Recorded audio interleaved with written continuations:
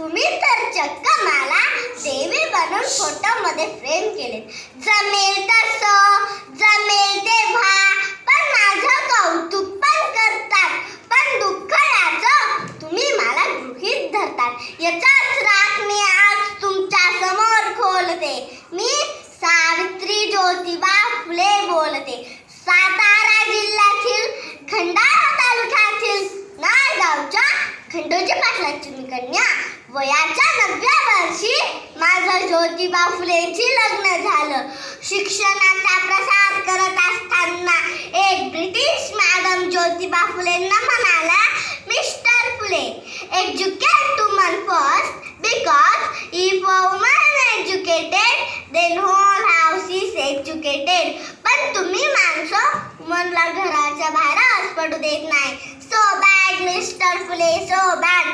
झालं तर मग मिस्टर फुले माझ्याकडे पाटी पेन्सिल घेऊन आले.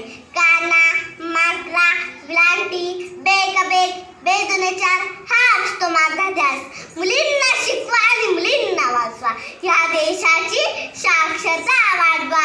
कारण एक मुलगा शिकला तर तो एकटाच शहाणा होतो, पण एक मुलगी शिकली तर ती 2 घरांना शहाणं करते.